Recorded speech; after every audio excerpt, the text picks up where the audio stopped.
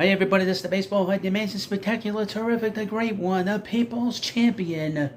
Your host, hi, and welcome back to the Baseball Head. Hope you like this video. Hit that subscribe button.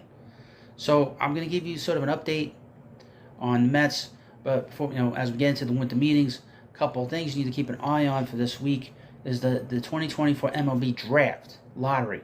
They're gonna take the balls out of the air, wherever the hell they're gonna grab, whatever they're gonna do to decide who gets the top 10 draft picks.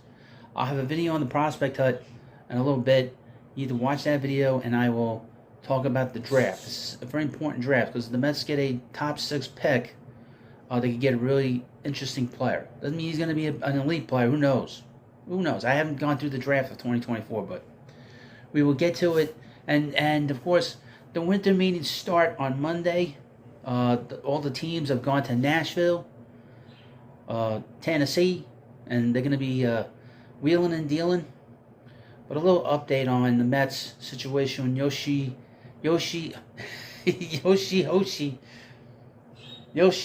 the hell's his name? Yoshinobu Yamamoto. I think that's an outtake, I think, at some point. I'll use it, I don't care. But Yamamoto is the big pitcher in this market. He is from Japan. He's 25 years old. He's the youngest pitcher of note that is going on the market. The Mets have been favored for quite a while to be a team that will sign him. Now, he's been posted by his team, the Oryx Buffaloes, and the Mets have, and any team have, to January 4th to sign him. If he doesn't get signed by that point, he goes back to the Buffaloes, which I don't think that's going to happen. What the timetable is for this particular player is basically till January 4th. It's 45 days. Now, the Mets, obviously, it's funny, I did a video on him yesterday. And a lot of people were telling me, well, that this team has a lot more money than the Mets. But I had somebody tell me the financial portfolios of the Dodgers executives. The guy was telling me about Magic Johnson, how much money he has. That's separate from the Dodgers' money.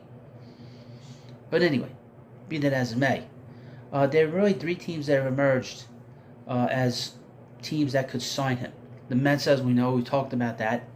The Yankees and the San Francisco Giants, believe it or not. Susan Slusser, I guess, who covers the Giants out there in California, she said that the Giants are discussing him. She's heard an awful lot about it today. She put out a tweet or a post or whatever you want to call it now on X Twitter. And so there's really 3 teams now. It's going to get, it really is going to come down to who's willing to spend the most money. And not only that, but who's going to be willing to spend on the posting fee. Because the belief is if it's over $200 million, you're going to have to at least spend at least $40 million to send to the Buffaloes. So it's not just the contract, it's also an additional fee over the next, I guess, the 3 years of a contract, a percentage of the contract. What kind of money are we talking about here? And what kind of years? Since he's 25, he's probably going to get at least 8 years. Aaron Nola is 31 years old. He got a 7-year deal. And he has been a good pitcher. But does anybody really think that he's going to hold up 7 years on a contract? I highly doubt it. Probably by the time he gets to year 2 or 3, he's probably going to have to deal with some kind of injury. Now, he's been very durable as a pitcher. But now, Yamamoto is not considered to be on that low level. He's considered to be an ace-type pitcher.